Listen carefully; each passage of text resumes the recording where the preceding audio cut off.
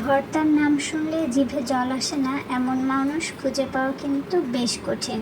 আর আপনি যদি হন ভর্তা প্রেমী তাহলে তো কোনো কথাই নেই।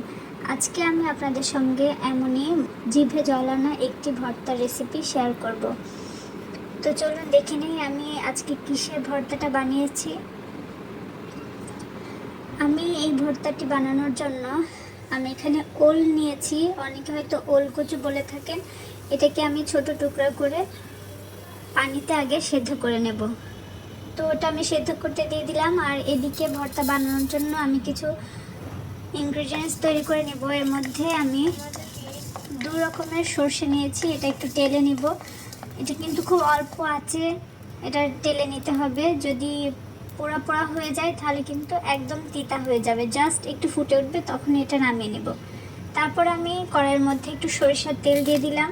ভর্তা মানেই সরিষার তেল। তো এর মধ্যে আমি শুকনো মরিচ দিয়ে শুকনো মরিচটা ভেজে উঠিয়ে নেব। মরিচটা ভাজা হয়ে গিয়েছে, ওটা উঠিয়ে নিলাম। এখন এর মধ্যে আমি কিছুটা পেঁয়াজও ভেজে নিচ্ছি। পেঁয়াজটাও ভাজা হয়ে গিয়েছে, এখন ভর্তার মূল প্রসেসে চলে যাচ্ছি।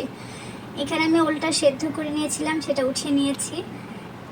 আর এর মধ্যে আমি শুকনো মরিচটা দিয়ে দিলাম। আর এখন আমি দিয়ে দিব স্বাদ মতো লবণ, দিয়ে মরিচটা খুব সুন্দর করে চটকে নেব।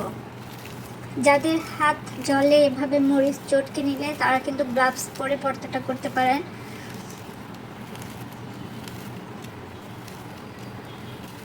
যখন মরিচটা আমার চটকে নেওয়া হয়ে যাবে, ঠিক সেই পর্যায়ে আমি এখানে ভেজে নেওয়া পেঁয়াজগুলো অ্যাড করে দিচ্ছি। এটাও আর একটু মরিচের সঙ্গে চটকে নেব। আর ভর্তাতে কিন্তু কাঁচা পেঁয়াজ খেতে খুবই মজা লাগে, সেজন্য আমি এখানে অল্প কিছু কাঁচা পেঁয়াজও দিয়ে দিলাম।